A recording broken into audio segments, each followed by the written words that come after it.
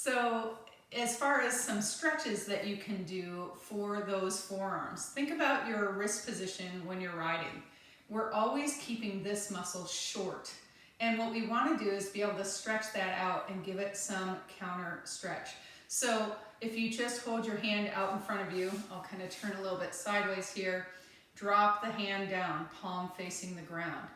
And just a gentle stretch to feel the stretch along the top of the forearm can be really helpful, okay?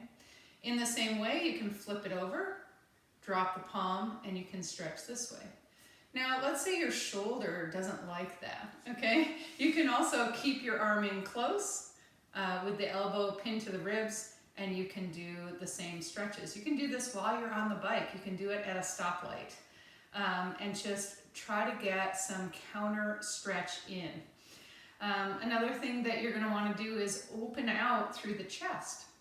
So there are a couple ways to do that. If you're on the bike, you can reach back and grab onto your seat, right? So let's say you're at a stoplight or at a stop, and just reach back, grab the back of the seat, and just hold there with your chest pushed forward, opening out through the chest. That kind of does a little bit of a counter motion for stretching out the front of the pecs. Also grab opposite elbows or opposite wrists behind you. And then something that you can do to really kind of accentuate that stretch is try to put one arm up and one arm behind you. Now, you don't have to have your hands touch in order for this to work, but this is just taking your two shoulders in opposite ranges of motion and just holding it there. So whatever you can do to hold it there. Now think about the motion here. So this shoulder is being pushed, tipped forward, the shoulder joint, and I'm getting some backward motion, right? This one is the opposite. It's kind of turning in, and I'm getting a little bit of stretch in through here, okay? So you can do this and then switch sides. And again, you don't have to be able to touch your hands.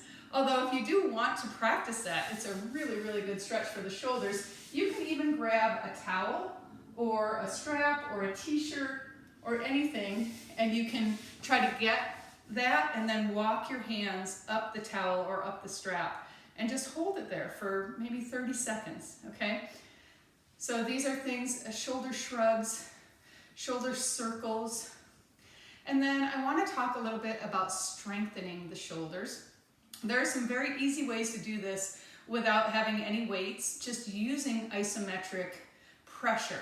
And so pulling your shoulders in and squeezing is kind of activating this muscle here, but we do a lot of that, right? We do a lot of this. We don't strengthen the back muscles very much when we're riding a lot. So what you want to do is the counter to that would be to squeeze your shoulder blades together in the back. So elbows pinned down at your hips, and you're going to squeeze your elbows back as if you're trying to get your elbows to touch. Now what that does is in between your shoulder blades in the back, I want you to imagine that you've got a pencil stuck there and you're trying to hold it there without it falling. So you're squeezing back the shoulder blades, holding for maybe 5 seconds and then releasing.